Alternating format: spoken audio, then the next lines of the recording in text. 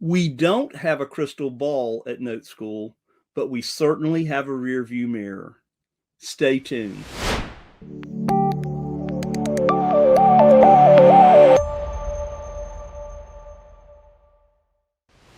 Thanks so much for being with us today here on Note School TV. It is our last episode of the year. Hope everybody had a great Christmas and is looking forward to celebrating a big happy new year this coming weekend. So thanks for being with us today. We have had a blast in 2021 spending time with you every week, as we do every week at 11:05 Central Time. And I think we have brought some amazing content and some amazing guests to you in 2021. So guys, we love having you. We love sharing with you. So if you would, just make sure and hit that like button that you like Note School and what we do, or Note School TV and what we do, and certainly subscribe so that you can know when and all of the content we do bring to you every week. Also, hit that subscribe button, guys. Hit that subscribe button so that you will know when we go live, as we do every Wednesday at 11:05 Central Time. And folks, I know that you'll want to start off 2022 in the right way, and we would certainly love to see you guys at a Note School one-day event so that you can learn more about what we do at Note School and what we're all about. So if you will, just go in and go to Note School TV or noteschool.com/TV and check us out. And we'd certainly love to get back with you. We'll have somebody give you a call back if we need to do that as well, get in touch with you and talk about, what your future looks like. And we certainly would like to all start the year out correctly.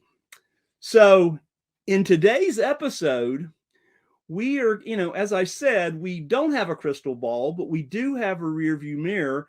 And we want to show you or share with you what we believe is show some clarity as to what you guys should be looking for in the note space, real estate space in 2022.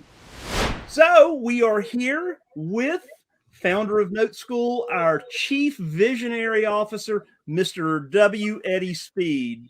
Good afternoon, sir. Hello, Joe. How are you, sir? You know what? I'm doing very well. Hope you and all of your extended family had a great Christmas. Yeah, we did. Yep. It was awesome. Our little grandson is 2.5, so it's pretty fun, because this is the first year he really totally gets it, So yeah. Good afternoon. It is 12:05, or we started at 12:05 Eastern time where you are, 11:05 for me. So Joe, every once a month we do the state of the industry, and I want to thank you and some of our team members that do a lot of research constantly all throughout the month and the year, pulling up things that we think circle up where we are in the market. And so one of the things, Joe, that you and I have learned, because we spend a lot of our time communicating with audiences, is that people tend to read the headlines. They don't tend to read what's behind the headlines. Eddie, you're exactly right. It's the instant gratification situation, right? We need our news, and we need it in one sentence, and we need it right now. All right. So why do we do a market update once a month? Why does that matter? Yeah.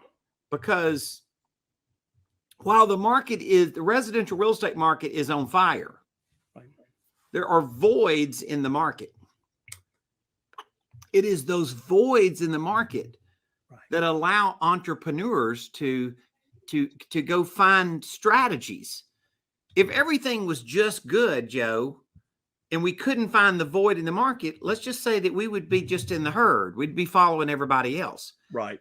So understanding these voids are not to go always be a Debbie Downer and say it's always bad, because I think we do a fair job of pointing out both sides. there definitely are voids. This Yeah. first one, Joe, is a void. It is, Eddie. And, most folks out there think that, rental property is pretty much controlled by the big hedge funds, the Blackstones and the Innovation Homes and these big hedge funds, these multi-billion-dollar hedge funds. But Eddie, we know that it really isn't, right? Yeah, just a sliver of the market is actually owned by Wall Street, so to speak. Now, they own a lot of properties because, Joe, there's about 23 million rental doors, 1 to 4 families, right, and or rental units or rental buildings. And so it's so if you own a few 100,000, Joe, it's a big deal, right? Yep. But as a percentage of the whole thing, that's not the case. Now HW, you guys see that there, that's Housing Wire. So this was an article that recently came out on Housing Wire. It was. And Joe, let's kind of look at like what the result of what we saw in that article. Yeah. So, the interesting, as we said, Amherst Pierpoint, they did a study that was published here by Housing Wire.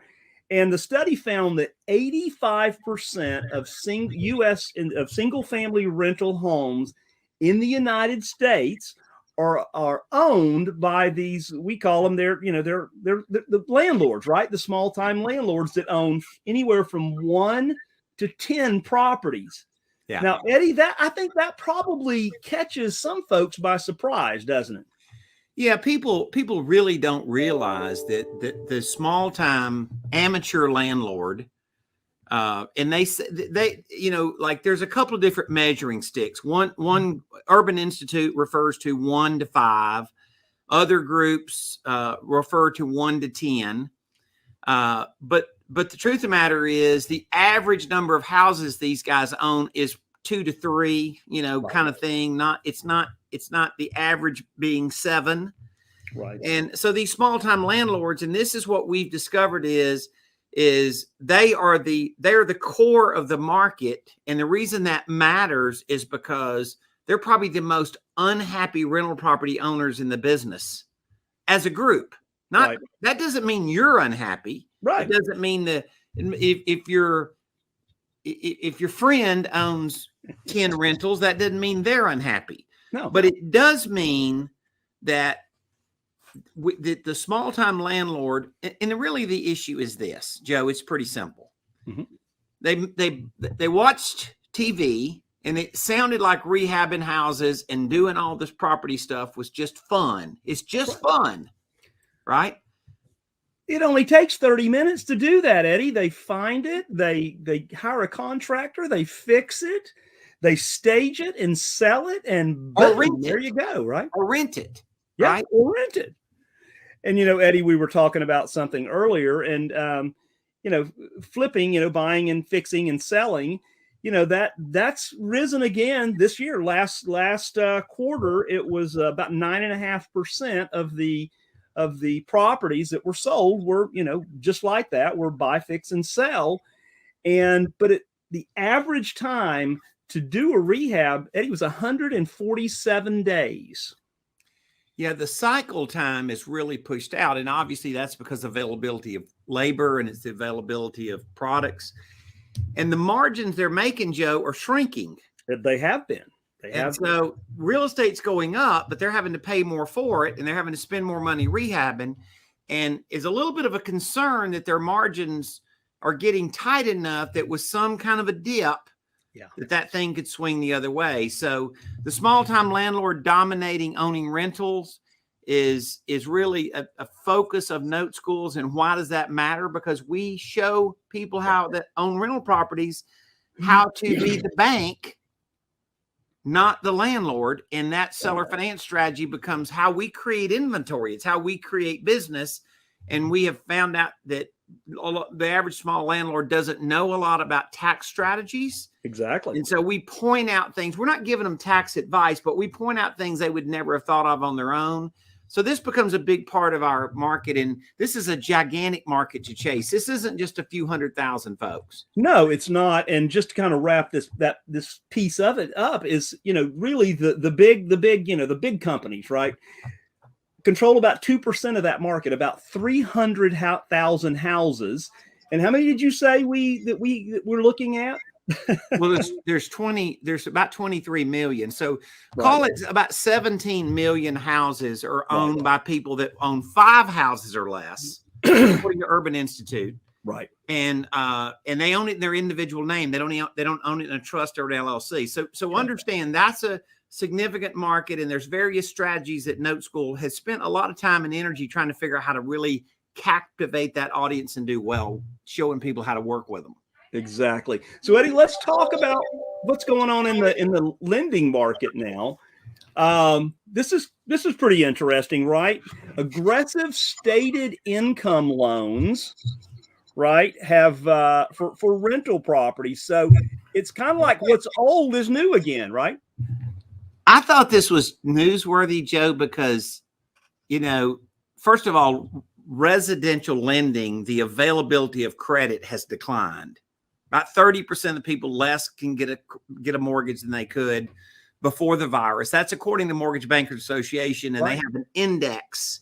And we've used that index on this show many times. We didn't do it today, but what I thought was funny was the riskiest loan you can make, Joe, is on a rental property. Right. I know this from 40 years in the note business, right? That's the riskiest loan you make. It's not to owner occupant, it's to a landlord. And they're going to loan a landlord money that he could have gotten out of bankruptcy or foreclosure a day. Right. Yeah. Look at a day. Yeah.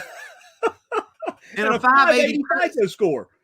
Joe, I don't know who set up this lending criteria, and we intentionally didn't put the lender's name, of course. Right. But this was in some mortgage banking magazine, and I thought to myself, this is the caption at the top of this should probably read, "Have you lost your mind?"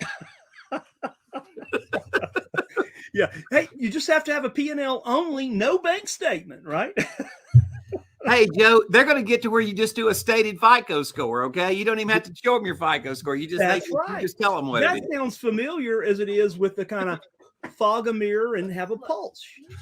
Anyway, we're poking fun at a lender a little bit. We didn't name the lender, of course, but we're just sort of saying this is when you start seeing people kind of lose their mind a little bit. And if you're seasoned as we are, we pay attention to this because this is a sign of things to come. There you go. Yep. It's this, and then it's like this, right? Y'all come.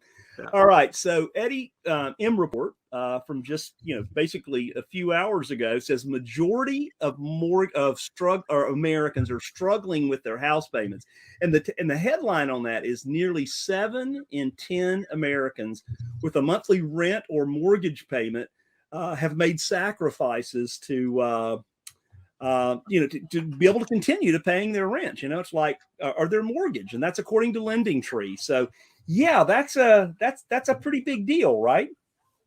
Yeah, I think you got this kind of chart here that shows that what they chose, and look at that. I mean, like these people are taking second jobs. They're giving up. They're not eating every meal. Yeah. Joe, this affordability thing is huge. I don't think people are putting near enough emphasis on analyzing the entire market on the affordability factor. Now, I know, Joe, that call it 90 days ago, right? Mm-hmm. I don't exactly remember. We had it in one, it's been one of our month-end, market updates. Right. Mortgage bankers, this was when rates were like at their lowest. Right. Okay. Mortgage banker says if rates go up 100 basis points, how much is 100 basis points? 1%. If rates go up 1%, 28% of the people that qualified for a mortgage will no longer be able to qualify. Right. Okay. Joe, this is what people are doing to afford a more expensive house. They're coming up with all these strategies to make extra money. Right?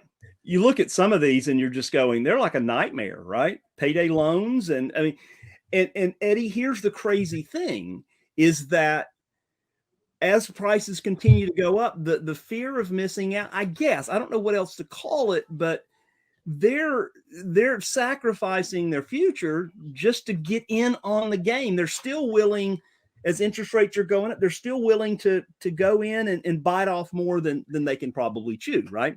Once again, what we're trying to do is to show you voids in the market and show you clarity, so that when you are looking at the whole picture, or you're making decisions about what you're going to do with your business, right, you fully understand, right? Absolutely. So the answer is, there's a lot of people that have a more expensive payment than they used to, and they're having to come up with innovative ways to make their payment, right? Bottom line. Now, so let's move on to the Let's move next on. idea. We got Mortgage Monitor, Eddie. We've got this is a graph of the loans rolling to a more delinquent status, right? And if I were to make that, if we look at this, and we've got the 30, we've got the 30 to 60, and the 90, and look, Eddie, they're all ticking up. And by the way, guys, we're not showing you out of date data. It's just that Mortgage Monitor spends a lot of time putting this data together, and this is the latest. This is the latest and greatest info. All of these reports that we're able to get our hands on, they're all gonna to pull this together, to grab the data by the end of October, and before they pull it all together and assemble it, there's going to be a little bit of a lag time. Joe, let me tell you something. I want to make an observation to you. Can I?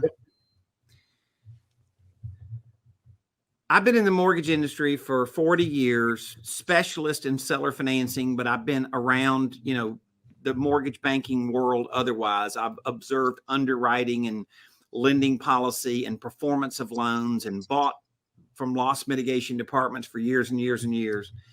So I'm going to tell you that we started this virus, and we basically stopped any foreclosure and evictions. Right. Okay. So, Joe, we have 2 years worth of people that inordinately had problems they had never had before. Okay? Yeah.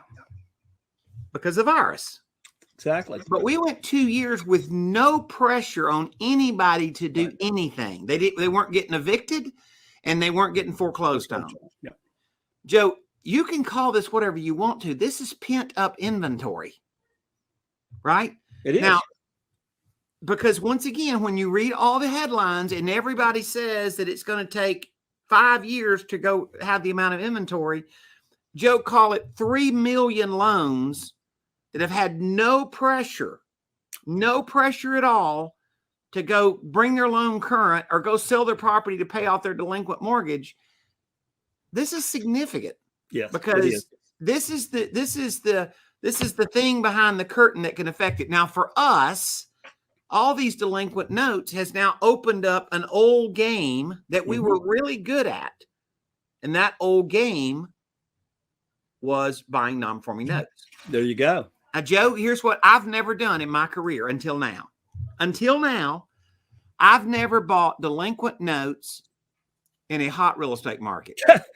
Absolutely. Right? I mean, I've bought a lot of delinquent notes.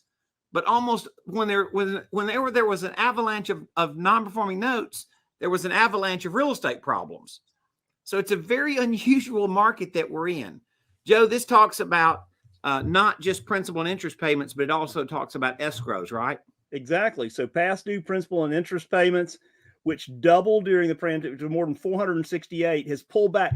Eddie, it's still pulled back to 50. It's pulled back to 58 billion from 64.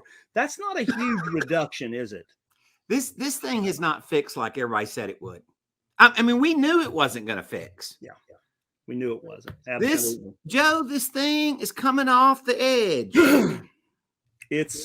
And guys, again, not, gloom and doom. This is just where we see these creases that we've talked about. So, Eddie, and then the forbearance plans, right? They're still, of course, they started off, way up here, right? You've got the new plans, which is the blue, but even the new plans here, as we're, routing to the end of the year, there's a tick up there as well. Yeah. I would say it's like this, Joe. People were under no pressure. Yeah. You know, I mean, because the mortgage company would send you a letter and said you're not paying, you're in default, but Right. you're not in default, right? No consequences. And now all of a sudden they're getting a letter that says you're in default, right? And so all of a sudden people are scrambling to do something. Joe, here I'm going to make a prediction. Okay. That when it's all said and done, they're going to do about 750,000 modification plans. Right. The rest of them won't end up as a modification plan. Right. About 1.2 million are in forbearance. I bet you 500,000 of those don't go in a modification because they can't qualify. Right. Or they can't meet the conditions of the modification in some other way. And so I'm going to say that I'm back to this number, Joe. About 3 million loans aren't making a payment, that the jig's up, and we're going to see a lot of influence in this in the next 9 months coming into from January through the fall of next year. You're right. We'll see. I could be wrong, but I believe we're going to see a change in how the market reacts to it. Absolutely. And Eddie, let's look at, so FHFA is the Federal Housing Finance Agency. And so there, you know, this number comes from 11/22, right? NPLs sold at an average delinquency of 2.9 years and an average loan to value ratio of 91%. Eddie, most of these NPLs today versus the last time had, you know, all these guys have got plenty of equity in this property, and these are all pre-pandemic loans. Yeah. NPLs, non-performing loans, right? And these are legacy loans, meaning that they were delinquent before the virus started. There's about 500,000 of these in the market. They're not just FHA, but there's about 500,000 loans, Joe, that were delinquent before the virus even started. And look at that. You know, this was a Freddie Mac trade of 44,000 loans, but Joe, in 500,000, that's nothing. That's nothing. Now, by the way, the unpaid balance is always how they show this. Right. That does not include loans, interest that is owed, or other forms of back payment, whether it's reimbursement for taxes or insurance and stuff. So unpaid balance, UPB, right, is not the entire story. Right. So that's a factor to note. Joe, all this means for Note School is, Eddie, there's a huge amount of non-performing notes that are coming off the mountain in a hot real estate market. We're talking about 130,000 loans have been sold so far out of possibly 3 million, right? Yeah. Yeah. So, Eddie, let's talk about prices, right? In November, Consumer Price Index, consumer prices raised 6.8%. Wholesale prices raised 9.6%. This is the highest inflation rate we've had in 40 years in November. The Federal Reserve, well, we're going to talk about it in just a second here about rates and so on and what we see here, but also energy prices, which is not in this, have gone up more than 30% in November as well. And the Fed can't manage that by, you know, trying to tighten interest rates and so on. That's a whole different market. Yeah, I think you said the mouthful when you said the most we've seen in 40 years. Right. Right. The biggest increase in inflation. 40 years. That's big. What is the Fed going to do about this, Joe? Well, the majority of Fed members, thank you for asking, forecast 3 interest rate hikes in 2022. So this is at Wednesday's forecast. 12 out of 18 of the Federal Open Market Committee, these are the members of the Fed, right, the open market, so they expect at least 3 rate hikes next year. And Joe, that's up from, they were saying 1 before. Joe, can I ask you a question? Yes. Could that mean the affordability factor of payments with a highly escalated real estate values in most every state? Does that mean that all of a sudden that the below market rates we've seen, right, call it artificially low, does that mean that all of a sudden this starts affecting the market. It does. And Eddie, this next piece here, don't expect prices to fall. Three prominent economists and analysts say that, whether or not we're in a housing bubble. And Eddie, you and I have talked about this a lot. The average price of a house today is $354,000, the median price. But we're really not in a bubble, right? Talk about that. I mean, we're really not something where we were in, runaway, house prices. It's just reality because of inventory, right? Well, we have a lack of listings, which is a lack of houses in the market. And as a result of that, we've had houses, because of a shortage, because of non-availability, we've had housing prices surge up, correct? Right. We have a lot of weird stuff in the fact that mortgage banking has tightened its underwriting, even in a better real estate market. Right. Okay. The one thing I would say, Joe, is affordability. And I know we're going to talk about it towards the end of the show, and the China thing. Yeah. And the delinquent mortgages are the three things that I don't hear these experts. I don't hear these experts really addressing. Right. We're addressing it. I don't hear them addressing it. Yeah. Okay. Totally now, agree. am I calling for a bust? I'm not saying that. I'm saying to you that, Joe, there's really two things in the market that make what Note School does so effective. And by the way, after this slide, I want to go do our commercial for our one-day class, because we talk about this so much in the one-day class. Right. Here's the thing about it, Joe. There's two things. Number one, burnout landlords. We know that they would sell, particularly if you could show them tax advantages they'd never considered. Note School is really good at teaching this. The second thing is now all of a sudden there is a big pile of non-performing notes that can be bought. And so those two things are what drive us to the market. Like, do I think that we're looking for a nosedive in real estate? No, but I'm saying that I would like to hear when these guys tell us essentially that everything is all good in the future. I would like for them to see them address some of the elephants in the middle of the room. And that's why we do it. That's right. Because we're trying to produce balance. We're not trying to argue with them as much as we're just trying to say that with this becomes more informed. Let's tell them about the Note School one-day class, and we'll come back. Yeah.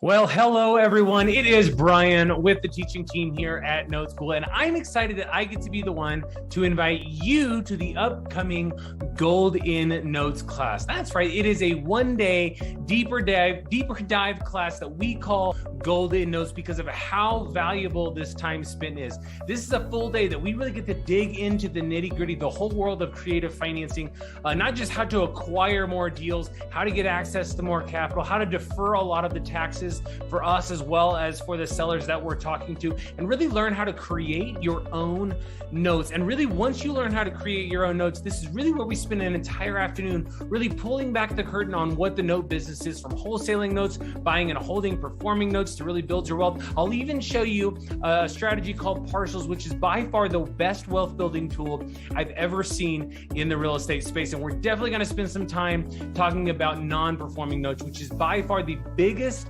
opportunity in today's marketplace, solely because of the events that have happened over the past couple of years. This is when people are not paying their mortgages, and we're going to make a lot of big money from these bad debts, and we're going to help a lot of people get a second chance. It's an absolutely fantastic day. Come spend a day really digging and discover a lot of this stuff so that you too can start building your wealth. It's a day meant to really be engaging. Bring your questions, bring your comments, bring your business problems, and we will see you there. Yeah, we definitely use market conditions and adjust what we teach based on the things we see in the market. So, Joe, let's talk about appreciation. Let's talk about this. Is crazy, Eddie. I read this. Homeowners are sitting on record equity, right? Yeah. You know what that record equity looks like?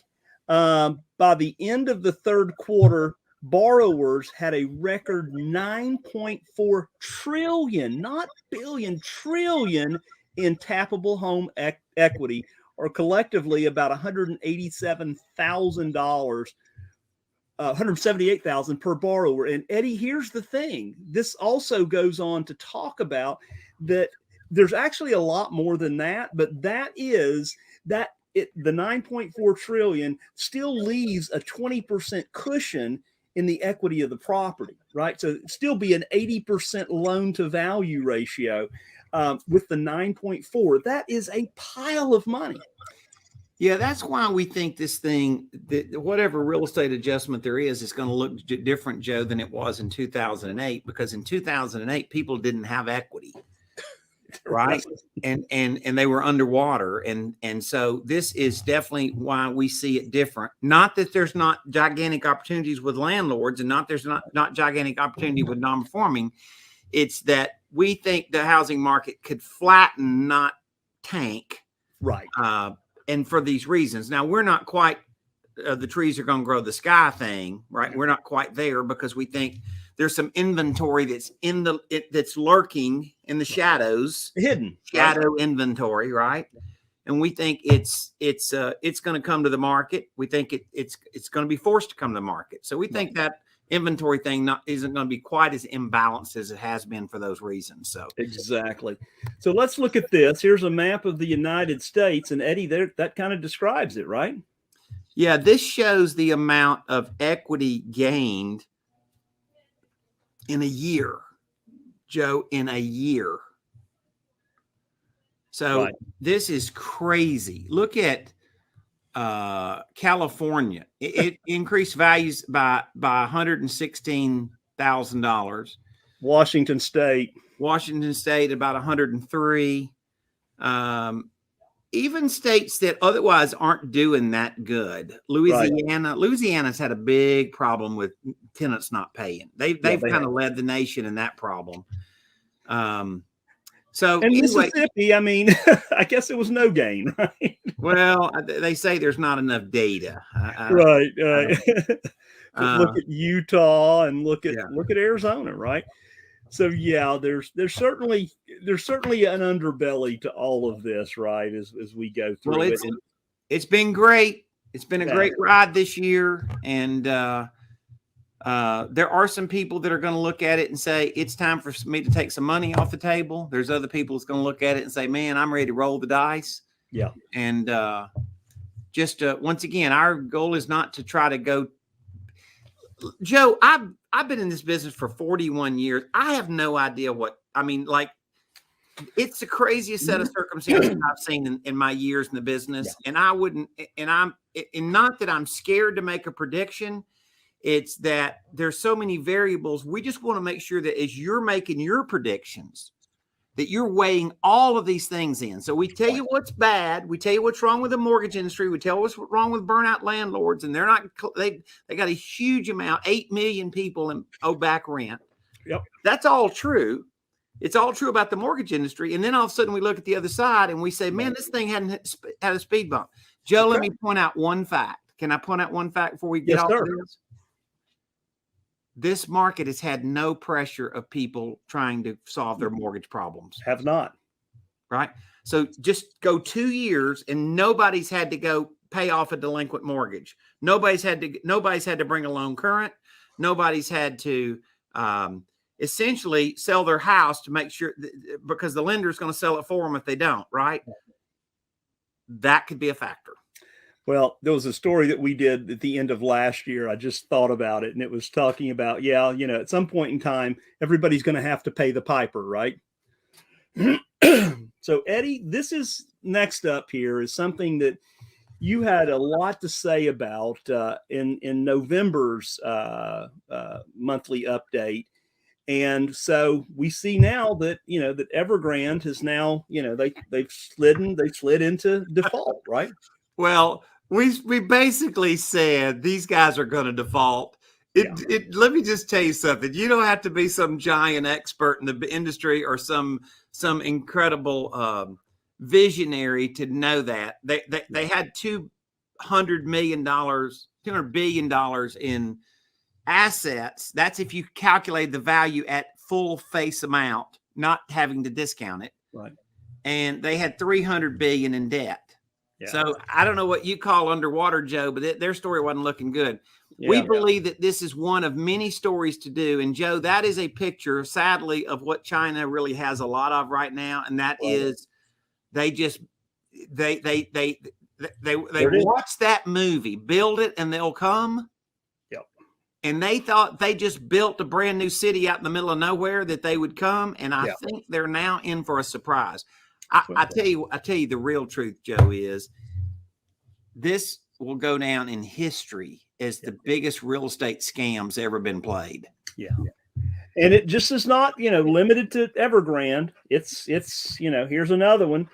Shimeo is they're in trouble as well. And I think there's a total of 4 big ones that are just in trouble. Yeah. So a huge amount of that economy over there is driven by real estate. And Joe, here's another factor. Okay.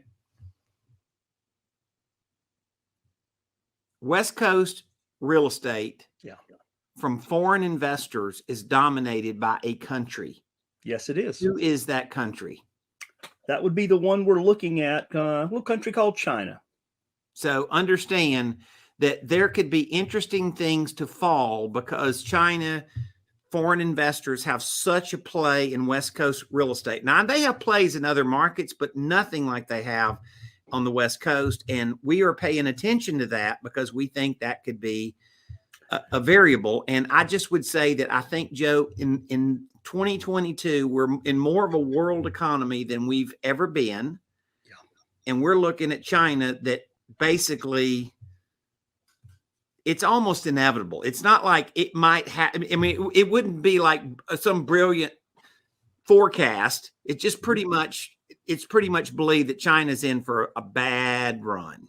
Well, and to wrap this, this up, Eddie, it's, you look at the number of households in China that their property is, 75% of what they do. And did you know that 30% of China, the country of China's output, is based on real estate and savings and construction? 30%. Yeah. So if you look at the black line, black represents property as household wealth. And you look at China, they're about 75%, and we're a good bit under. Right. And we're probably 40. Yeah. So this is their GDP is driven to a market, and they're driven into a market that is pretty much believed by most experts. They're pretty much driven into a market that is significantly insolvent. Exactly. 100%. So Eddie, I'm going to drop off there with the slides, and let's go back and let's just kind of do a quick wrap up, and we're going to. Okay, so all year we've brought to you a state of the market or a market update, and related to our note industry, related to primarily residential real estate, but other variables as they become more measurable or meaningful. And we've seen quite a year, Joe. We've seen quite a year. And obviously you saw the appreciation numbers and percentages, and it's phenomenal. I think that the variables that have not been active, non-performing notes, more pent-up issues with burnout landlords, rate increases. Yes. I think all of those things are going to be something that as we move into 2022, that we are going to hopefully have a lot more clarity in reading the tea leaves. And we are committed to staying on top of that. And we are committed to bringing that to you guys every week. And that's it. I think we know that those are the things that are going to happen. We know rates are going to go up. We know that, things are going to happen, and we're committed. Right, Mr. Speed? We are. We'll be there. Joe, I'm going to let you close this out. Happy New Year, everybody. Happy New Year. We're going to have a big 2022 because we're going to move in the market with information and ideas and clarity of what strategies are profitable, even in a boom. Where is there a void, and how do I take advantage of it? We'll see you next year. Guys, thanks so much for being with us today. Our final episode for 2021. So you guys all, Happy New Year to you. Be safe out there. And guys, we will see you next year. Make sure that if you want more information on what we do, simply go to noteschooltv.com/TV. Happy New Year. Thanks for being with us this year, and we'll see you on the other side.